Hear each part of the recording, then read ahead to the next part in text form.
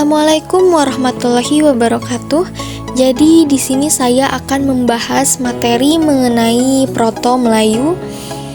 Yang pertama, teori Proto-Melayu merupakan nenek moyang bangsa Indonesia yang pertama kali datang, diperkirakan sekitar tahun 1500 sebelum Masehi. Nah, apa sih yang dimaksud dengan Proto-Melayu itu? Proto-Melayu atau Melayu tua adalah ras dari manusia-manusia yang pernah mendiami Indonesia pada zaman Batu Muda Neolitikum. Proto-Melayu berasal dari Cina Selatan yang tempatnya berada di Yunnan, kira-kira pada tahun 1500 sampai 500 sebelum Masehi, termasuk dari keluarga ras Mongoloid. Lalu saya akan membahas mengenai sejarahnya. Bagaimana sejarah kedatangan Proto-Melayu ke Indonesia? Jadi menurut Mariana MPD dalam modul Sejarah Indonesia kelas 10, penduduk Proto-Melayu sekitar 1500 tahun sebelum Masehi, kelompok Proto-Melayu memasuki wilayah Nusantara melalui dua jalur, yakni dua jalur barat melalui Malaysia dan Pulau Sumatera, dan jalur utara atau timur melalui Filipina dan Pulau Sulawesi. Berikut adalah penjelasannya.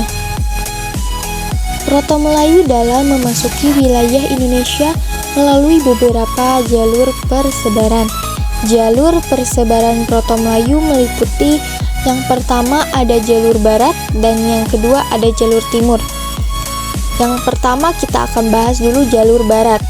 Jalur barat ialah jalur yang dilewati oleh gelombang pertama para penduduk yang berdatangan dari daerah Yunan di Cina Selatan yang masuk ke wilayah Indochina, kemudian berlanjut ke semenanjung Malaysia, kemudian memasuki ke dalam wilayah Pulau Sumatera. Yang kedua yaitu dari jalur timur. Kedatangan kedua menggunakan jalur timur, yakni para pendatang berasal dari Kepulauan Ryukyu, Jepang, yang kemudian menggunakan jalur laut ke Taiwan, melewati Filipina sampai ke Kepulauan Sangir, dan akhirnya masuk Pulau Sulawesi. Untuk memahami rute jalur timur yaitu Kepulauan Ryukyu, lalu ke Taiwan, lalu ke Filipina, dan yang terakhir Pulau Sulawesi. Kemudian saya akan membahas tentang kebudayaan bangsa Proto-Melayu. Bangsa Melayu tua atau Proto-Melayu diperkirakan memiliki kebudayaan yang lebih tinggi dibandingkan manusia purba.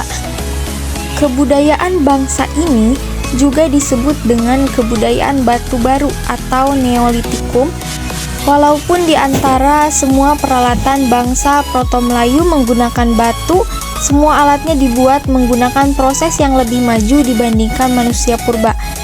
Bahkan sudah dihaluskan sehingga tidak kasar seperti yang digunakan manusia purba. Lalu hasil budaya bangsa Proto-Melayu yang terkenal adalah kapak persegi yang banyak ditemukan di wilayah Indonesia bagian barat. Sementara itu di bagian timur telah terjadi perpaduan antara tradisi kapak persegi dan kapak lonjong yang dibawa oleh orang Australanesia yang datang dari jalur Filipina. Apa saja sih ciri-ciri Proto-Melayu itu? Adapun ciri-ciri Proto-Melayu yaitu yang pertama memiliki rambut hitam lurus, yang kedua memiliki kulit kuning kecoklatan, dan yang ketiga bermata hitam besar, yang keempat bentuk wajah yang bulat, yang kelima memiliki hidung dan bibir tebal, yang keenam tinggi badan Proto-Melayu rata-rata 150 sampai 165 cm. Dan yang terakhir, apa saja keturunan Proto-Melayu?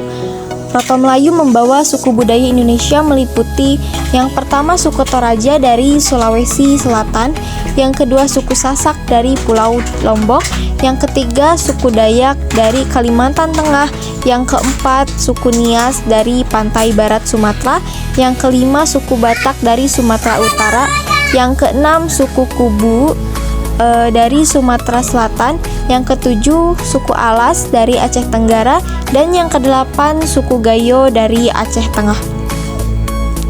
Persebaran agama pada ras Proto-Melayu sedikit mendapat pengaruh dari kebudayaan Hindu maupun Islam pada kemudian hari. Kemudian para ras Proto Melayu itu juga mendapat pengaruh Kristen sejak mengenal para penginjil yang masuk untuk memperkenalkan agama Kristen.